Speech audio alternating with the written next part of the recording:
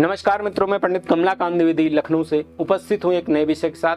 मेरा यत्न अविराम हर घर खुशियों की धाम की श्रृंखला में एक ज्ञानवर्धक कड़ी के साथ। मित्रों, मकान एक सपना व्यक्ति का होता है।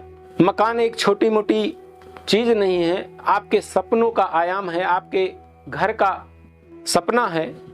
और सपना आपका सच तब हो सकता है जब आप कुछ बातों का ध्यान रखते हैं।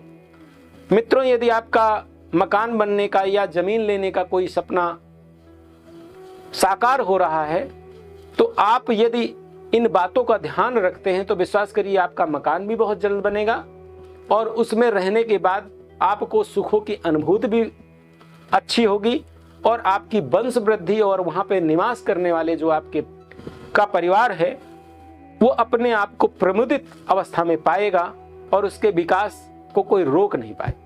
मित्रों, हमारे मनुष्यों की खोज, शोध और अनुभव उनमें सहायक हो सकते हैं, लेकिन हम आज आधुनिकता के डींगे हाँकते हुए जब विषमताओं में फंसते हैं तो हमें कोई भी किनारा नहीं सूझता है।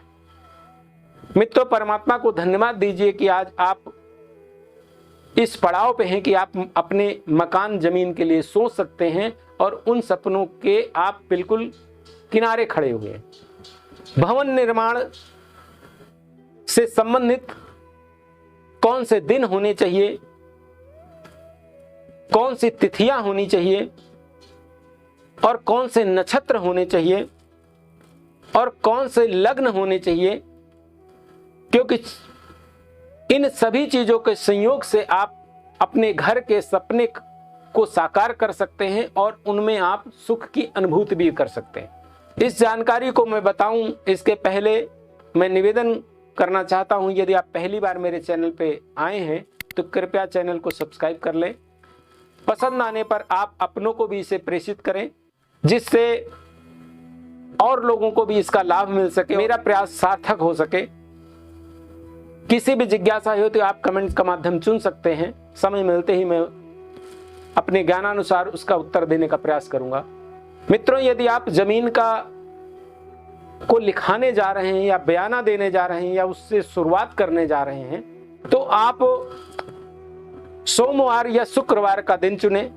सोमवार को अमरता का दिन मानते हैं और शुक्रवार को मां लक्ष्मी का दिन मानते हैं और इन 2 दिनों में किया गया जो भी प्रयास है, आपके कई प्रयासों में बहुत सार्थक प्रयास है, बढ़िया है, तो आप समझ लीजिए कि कार्य कारण कर्तव्य को सफल होने में समय नहीं लगता है। मित्रों, यदि हम महीने की बात करें तो हिंदी में बैसाख मास, श्रावण का मास, माघ का महीना, पौष का महीना और फाल्गुन का महीना में यदि आप शुक्रवार और सोमवार का दिन चुनते हैं तो ये आपके लिए 4 चांद लगाने वाला होता है। पंचक छोड़ के जिन नक्षत्रों में आपको जमीन का क्रय विक्रय या मकान की शुरुआत करनी चाहिए जिससे आपको अवरोध ना आए, तो आप ध्यान दें, रोहिणी, मृगशिरा, पुनर्वस, उत्तरा फाल्गुनी, उत्तरा भाद्रपद, चित्रा, हस्त, स्वाति, अनुराधा, धनिष्ठा और सदविशा और रेवती, ये जो नक्षत्र होते हैं ये आपके लिए बहुत अच्छे होते हैं। यदि आप इनमें अपने मकान की शुरुआत करते हैं,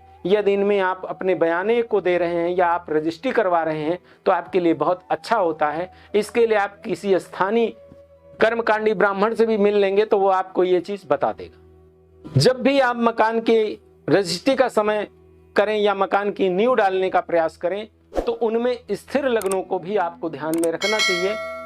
और जब आप पूछेंगे तो आचार्य लोग आपको इसको बता देंगे, इसके लिए आपको पूछने की आवश्यकता पड़ेगी। ये आप स्वतः नहीं कर सकते हैं, लेकिन आपकी थोड़ी सी जागरूकता आपको कई आयामों में आपको सहयोगी होगी। आप इसे अपने जीवन में जरूर अपनाएं। वृष, सिंह, वृश्चिक और कुंभ, ये जो लग्नें होती हैं ये स्थिर लग्न कही गई हैं। मकान चूंकि एक पीढ़ी के लिए, एक दिन के लिए नहीं बनता है, स्थिरता देने वाला होता है, स्थायित्व देने वाला होता है, आपके सपनों को साकार करने वाला होता है। इसलिए यदि आप सिंह, वृश्चिक और वृषभ, कुंभ लग्नों में अपने भवन निर्माण के सपने पे आप आगे बढ़ते हैं तो विश्वास करिए कि आपको अमरता देने में और आपके स्थायित्व देने में कोई पीछे नहीं कर सकता है, और कम प्रयास से भी आपके मकान का सपना बहुत जल्दी सच हो सकता है। आप प्राच्य विधाओं के इन सूत्रों को यदि अपने जीवन में अपनाते हैं तो आपको यश,